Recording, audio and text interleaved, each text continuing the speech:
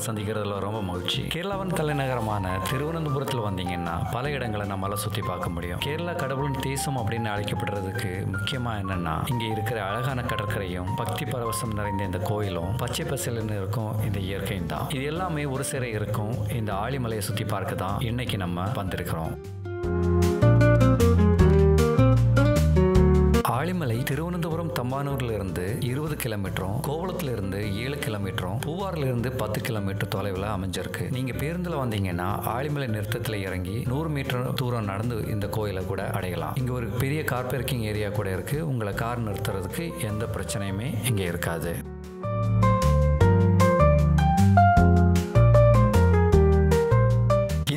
மிக பிரபலமாக இருப்பதற்கு அரபிக்கடலோடு ஒட்டி இருக்கும் 20 அடி உயர பாறையில் கான்கிரீட்டால் வடிவமைக்கப்பட்ட 58 அடி உயர கங்காதரேஸ்வரர் சிற்பம் தான்.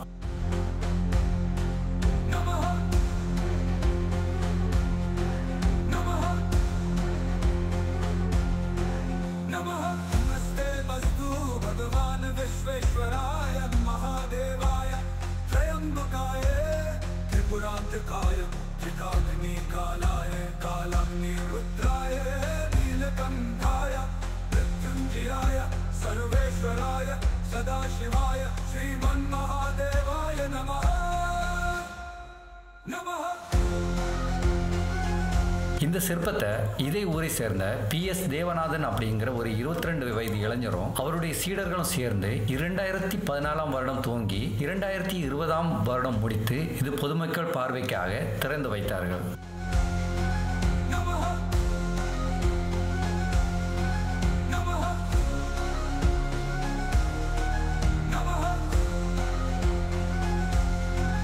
இந்த சிலையின் நுண்ணிய வேலைப்பாடு நம்மை வியப்பில் ஆழ்த்தும் அப்படிங்கிறதுல எந்த சந்தேகமுமே இல்லை. இந்த கங்காதரேஸ்வரர் சிற்பத்தில் சிவன் 4 கைகளுடன் அமர்ந்த கோலத்தில் இருக்கிறத நம்மால பார்க்க முடியும். பின் வலது கையில் டமருவும், முன் வலது கை தொடை மீதும், பின் இடது கையில் திரிசூலமும், முன் இடது கையை கொண்டு கங்கா தேவி ஜடாமுடிக்கு இடையே உயர்த்திய நிலையில இவர் காட்சியளிப்பார்.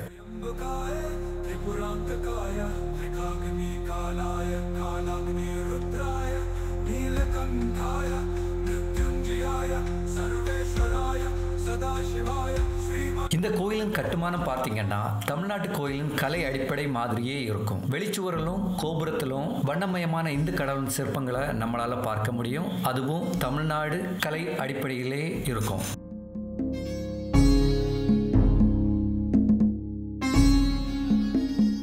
கோயிலின் அமைப்பு தமிழ்நாட்டின் முறைப்படி இருந்தாலும் வழிபாட்டு முறைகள் கேரளா முறைப்படி தான் இங்கே நடக்கிறது. எல்லா நாட்களிலும் காலையில் 5:30 இருந்து 10:30 வரைக்கும் இந்த நடைவாசல் திறந்திருக்கும். அதே மாதிரி மாதுளையில் 5 மணிலிருந்து 7:30 மணி வரைக்கும் இந்த நடைவாசல் திறந்திருக்கும்.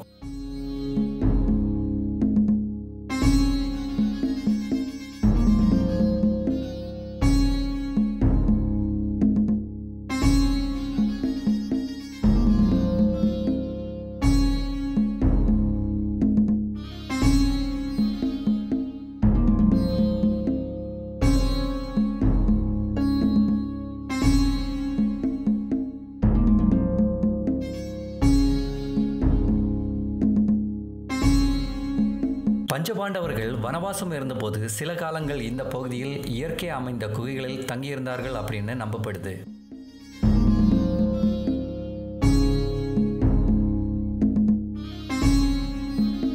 பாஞ்சாலிக்கு தண்ணி தேவைப்பட்ட போது பீமன் தன்னுடைய கால் முட்டியால் பாறை இடித்து பள்ளம் உருவாக்கின இடத்தையும் இந்த பகுதியில் நம்மளால பார்க்க முடியும்.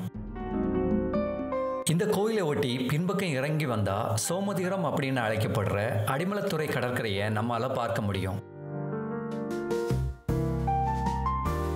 விழிஞம் துறைமுகத்தின் விரிவாக்கத்தினால இந்த கடற்கரை அதிக மணற்பரப்புடன் காணப்படுகிறதையும் நம்மால பார்க்க முடிகிறது. அடிமலத்துறை ஒரு மீன்பிடி கிராமமாக இருந்தாலும் அதனை சுற்றி ஏராளமான தென்னை மரங்களும் பசுமையான இயற்கையும் நீல நிற வானமும் பளிங்கு போன்ற கடல் நீரும் நம்மை ஒரு நிமிடம் மெய்மறக்க செய்யும் என்கிறதுல எந்த சந்தேகமும் இல்லை.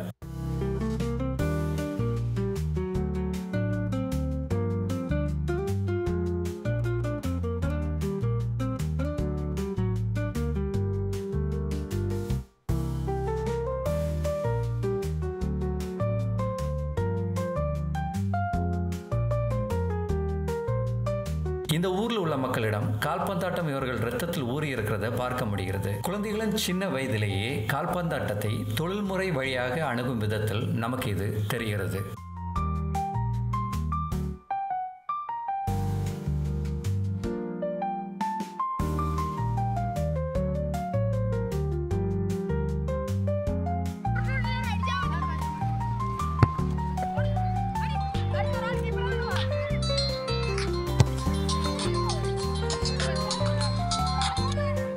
ஹலோ, இதான் இந்த ஃபுட்பால் பசங்க ஃபுட்பால் விளையாடிருக்காங்க. அதில் பார்க்க சோமதீரம் என்று அழைக்கப்படுற இந்த கடற்கரை குழந்தைகளும் பெரியவர்களும் விளையாடவும் பொழுதை போக்கவும் நல்ல ஒரு இடமாக இருக்கும் அப்படிங்கிறதுல எந்த சந்தேகமும் இல்லை. இங்க பசங்க 50 ரூபாய்க்கு விற்கிற இந்த பட்டத்தை விட்டுட்டு விளையாடிட்டு இருக்கிறத பார்க்கும்போது ரொம்ப அழகா இருக்கு.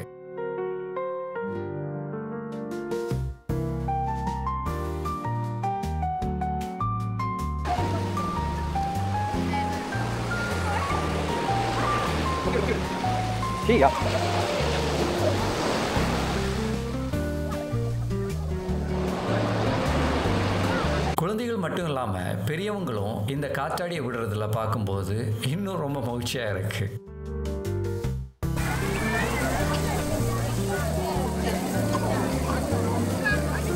இந்த பகுதியில் ஆல் டெரைன் வெஹிக்கிள் அப்படின்னு சொல்லப்படுற அனைத்து நிலப்பரப்பு வாகனத்தில் 10 நிமிடம் செல்றதுக்கு 200 ரூபாய் வசூலிக்கிறாங்க.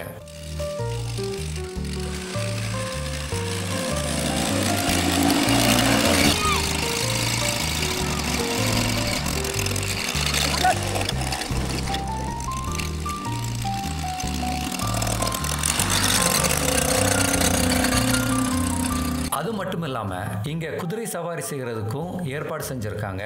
இந்த குதிரை சவாரி செய்வதற்கு 5 நிமிடத்திற்கு 100 ரூபாய் வசூலிக்கிறாங்க. இங்க கவனிக்க வேண்டிய ஒரு விடயம் என்னவென்றால், சுற்றுலா வருபவர்களின் பாதுகாப்பு காரணங்களுக்காக கடலில் குளிக்க அவர்களை அனுமதிப்பதில்லை. ஆனால் உள்ளூர் வாசிகளான குழந்தைகள் இங்கே குளிக்கிறார்கள். நாம கால் நனைக்கவும் கரையில் நின்று விளையாடவும் நமக்கு அனுமதி இருக்கு. இதனாலேயே இந்த கடற்கரையை வேடிக்கை, பொழுதுபோக்கு மற்றும் ஓய்வுக்காக கட்டாயம் பார்க்க வேண்டிய ஒரு இடமாக இது மாற்றுகிறது. பெரும்பாலான கடற்கரைகள்ல பசிபிக் சாண்ட் கிராப் அப்படின்னு சொல்லப்படுற பசிபிக் மணல் நண்டு இங்கேயும் பரவலா இருக்கு. பெண் ஆணை விட கிட்டத்தட்ட 2 மடங்கு பெருசா இருக்கும். இந்த பசிபிக் மணல் நண்டுல ஆணையும் பெண்ணை நமக்கு ஈஸியா ஐடென்டிஃபை பண்ணிடலாம். பெண்ணோட வாய்ப்பகுதியில ஆரஞ்சு முட்டை நிறைய இருக்கும். அப்படின்னு பார்த்தோம்னாவே அது பெண் அப்படின்னு நமக்கு தெரிஞ்சுக்கலாம். இந்த பசிபிக் மணல் நண்டுக்கு மொத்தம் 5 ஜோடி கால்களும் 3 ஜோடி பிளியோபாட்கள் அப்படின்னு சொல்ற கொம்புகளும் இருக்கும். இந்த கொம்புகளை வச்சுதான் இது கடல்ல இருக்கிற உயிரினங்களை வேட்டையாடி சாப்பிடுது.